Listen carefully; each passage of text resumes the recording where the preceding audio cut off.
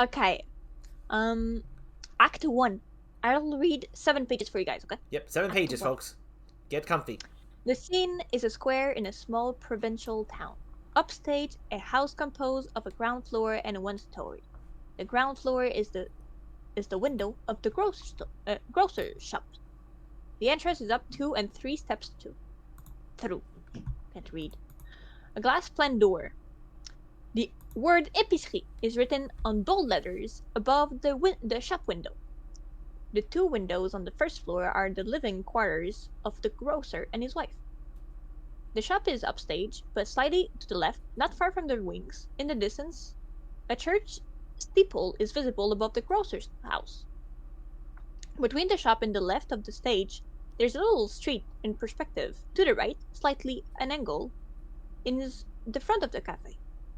Above the cafe, one floor with a window in front of the cafe entrance. Several chairs and tables reach almost the center of stage. A dusty tree stands near the entrance stair. Blue sky, arch light, very white walls. The time is almost midday on a Sunday in summertime. So we have the characters Jean and Béranger. Will sit at one table, the terrace table. The sounds of the church bell is heard, which stop a few moments before the curtain rises. When the curtain rises, a woman carrying a basket of provision under one arm and a cat under the other crosses the stage in silence from right to left. As she does so, the grocer's wife opens her shop door and watches her pass. Oh, that woman gets on my nerves! To her husband who is in the shop.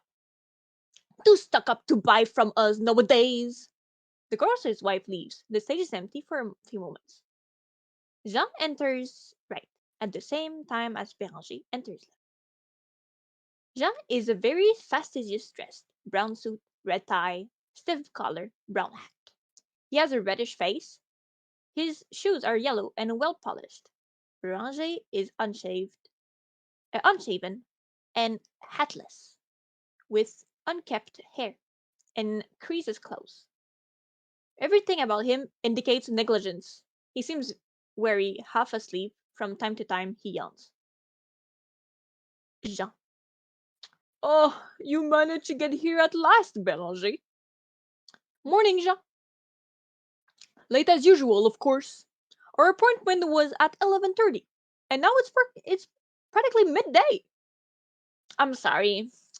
How long have you been waiting for? No, I've just arrived myself, as you saw. They go and sit at one of the tables at the cafeterias. In that case, I don't feel so bad if you're only just. It's different with me. I don't like waiting. I have no time to waste, and as you as you're never on time, I came late on purpose. As a, at that time, when I presume you'll be there. You're right, quite right. But now, don't try to pretend you've ever on time. Of course not. I wouldn't say that. Jean and Béranger have sat down. Jean. There you are, you see. Béranger. What are you drinking? You mean to say you've got a thirst even in the time in the morning? It's so hot and dry. The more you drink, the thirstier you get. Popular science tells us that. It would be less dry and we'd be less thirsty if they invent us a specific cloud in the sky. Jean studying Béranger closely. That wouldn't help you any. You're not thirsty for water, Béranger. I don't understand what you mean. You know perfectly well what I mean. I'm talking about your patched throat. That's a territory that can't get enough. To compare my throat to a piece of land seam. You're in a bad way, my friend. In a bad way? You think so? I'm not blind, you know. You're dropping with fatigue. You've gone without your sleep again, and you yawn all the time. You're dead tired. There was something the matter with my hair.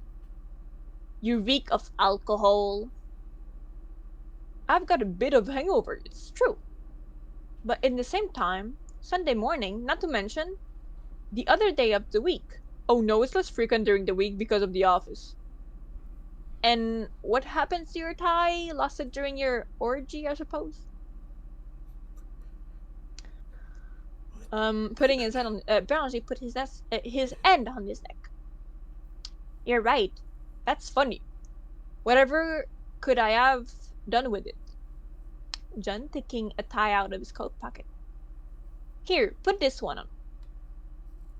Oh, thank you. That is kind. He put it on the tie. While Béranger is unskillfully trying to tying his tie. Your hair's all over the place. Béranger run his finger through his hair. Here a comb. He takes a comb from his other pocket. Taking the comb. Thank you. He vaguely combs his hair. You haven't even shaved. Just look at yourself. He takes a mirror from his inside pocket, hands it to Béranger, who looks at himself. As he does so, he examines his tongue. My tongue all coated. Taking the mirror and putting it back in his pocket. I'm not surprised. He takes back the comb as well, which Béranger offers to him, and put it in his pocket. You're heading from cirrhosis, my friend. You think so? Who wants, keep the tie. I've got plenty more. You always look so immaculate. Your clothes are all crumbled. You're a disgrace. Your shirt is downright filthy with your shoes. Béranger tries to hide his feet under the table. Your shoes haven't been touched. What a mess you're in. And look at your shoulders. What's the matter with my shoulders? Turn around. Come on, turn around. You've been leaning against some wall. Béranger holds his hand out docilely to Jean. No, I haven't got a brush with me. It would be... okay. Will make my pockets bulge. Still docile, Béranger flicks his shoulder to get rid of the white dust. Jean averts his hand. Heaven, where did you get all that from? I don't remember. It's a positive disgrace. I feel ashamed to be your friend. Béranger, you're very hard on me. I've every reason to be. Listen, Jean, there's a few distractions in this town, so I get so bored. I'm not made for work. I'm doing every day at the office, 8-hour day, and only 3 weeks holiday a year. When Saturday night comes around, I feel exhausted, and so, it just to relax. My dear man, everything has to work. I spend 8 hours a day in the office and same as everyone else, and I only get 3 weeks off a year. But even so, you don't catch me. Willpower, my good man. But everybody hasn't got as much willpower as you have. I can get used to it. I just can't get used to my life. Everybody has to get used to it. Or do you consider yourself some superior being? I don't pretend to be. I'm just as good as you are. I think with all due modesty, I may say I'm better than superior man in the man who fulfill his duty. What duty? His duty as an employee, for example. Oh yes, his duty as an employee. Well, we're both take place that night. If you can remember. We were celebrating August's birthday. Our friend August. Our friend August? Nobody invited me to our friend August's birthday. At this moment, a noise is heard far off by swiftly approaching of a beast panting in its headlong course and a long tampering. I couldn't refuse. I wouldn't have been nice. Did I go there? Well, perhaps it was because you were invited. Coming of the cafe. Good, it's a waitress. Good morning, gentlemen. Can I get you something to drink? The noise become very loud. Wait, I will go... Okay. I'll do it. Sorry. No, you're okay. Also, hi, Arrow. Arrow is saying hi to you. Anatis. Hi, Anatis is reading a book called Rhinoceros. Yes. Wait, I'm almost done. Wait. Yep, you're good. Jen to Béranger. almost shouting to make himself heard above the noise which is he has not become conscious of. True, I was not invited. The honor was denied me. But in that case, I can assure you that even if I had been invited, I would have not gone because the noise has become intense. What's going on? Noise is of a powerful, heavy animal galloping at great speed is heard very close. The sound of panting. Whatever it is. Waitress, whatever it is. Béranger, still listless, without appearing to hear anything at all, replies tranquilly to John about the invitation. His lips move, but one doesn't hear what he says.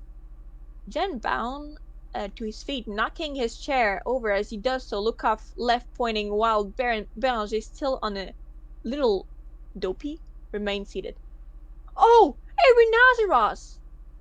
The noise made by the animal dies away swiftly, and one can already hear the following words. The whole of the scene must played very fast, each repeating in swift succession. Oh, a rhinoceros! Waitress. Oh, a rhinoceros! Grocer's wife. Stick her heads out of her shop doorway. Oh, a rhinoceros! To her husband, still inside the shop. Quick, come and look! It's a rhinoceros! They're all looking off, left after the animal. It's rushing straight ahead, brushing up against the shop windows. Whereabouts? And the waitress putting her hand on her hips. Well, the grocer's wife to her husband, who was still in the shop. Come and look! At this moment, the grocer's put his head out. Oh, a rhinoceros! A logician entering quickly left. A rhinoceros going full tilt on the opposite pavement. All these speeches from the time when Jen says, oh, a rhinoceros. There you go. Thank you.